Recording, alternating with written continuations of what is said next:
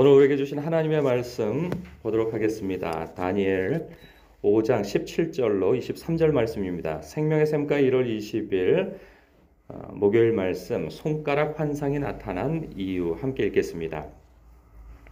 다니엘이 왕에게 대답하여 이르되 왕의 예물은 왕이 친히 가지시며 왕의 상급은 다른 사람에게 주옵소서. 그럴지라도 내가 왕을 위하여 이 글을 읽으며 그 해석을 아뢰리이다.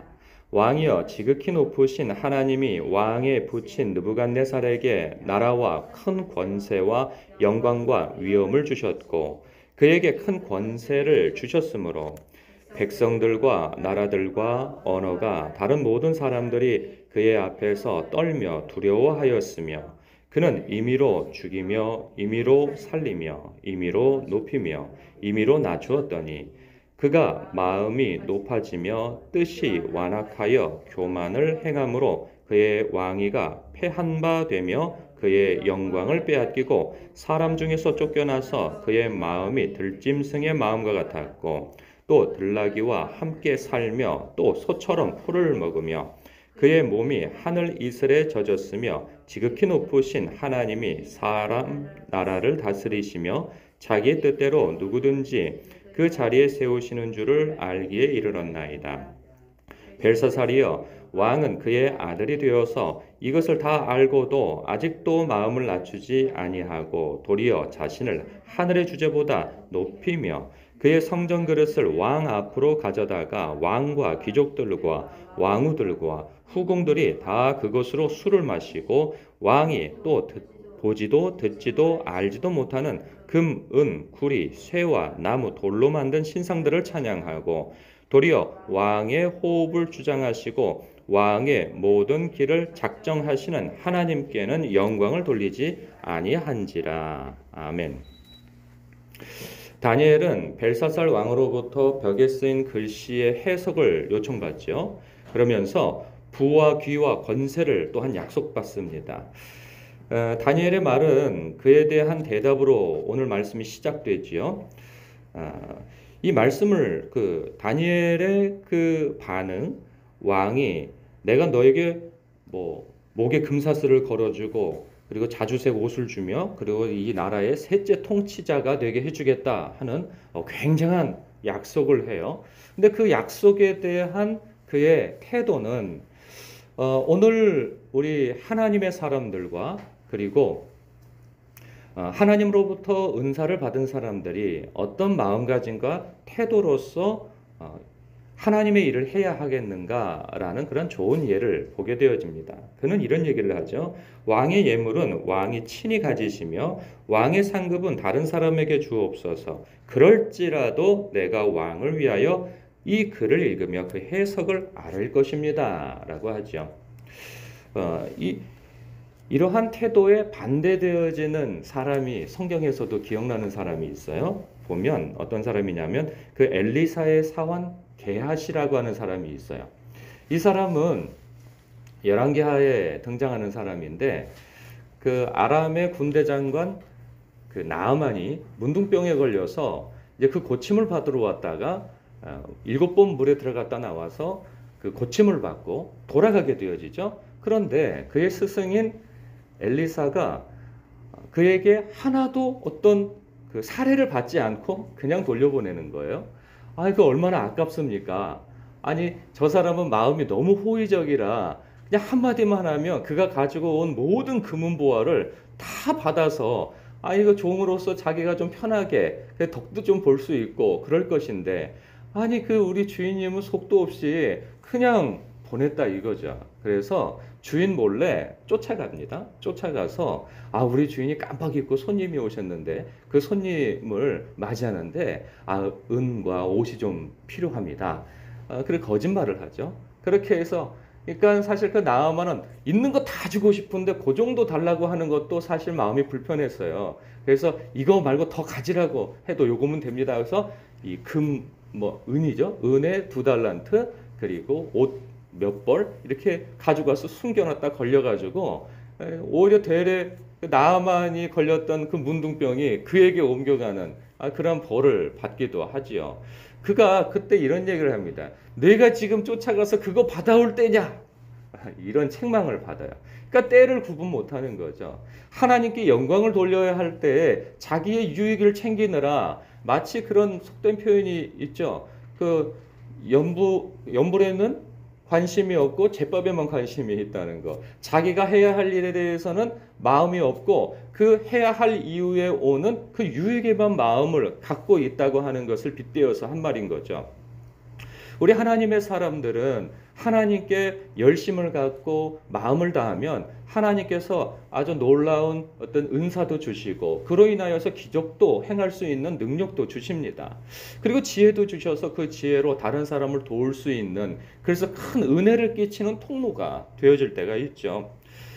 그러할 때 그 은사, 하나님께서 주시는 그 사명과 일을 감당하는 사람은 하나님의 일이 먼저이고 그 일로 인하여서 하나님께 영광을 돌려야 하는 것이 먼저인데, 그 일로 인하여서 내가 얻을 유익과 그리고 어떤 물질적인 유익뿐만 아니라 그것으로 인하여서 내가 받을 영광에 대해서 계산을 하고 있다면 이것은 올바른 마음가짐과 태도가 아니라는 것이죠.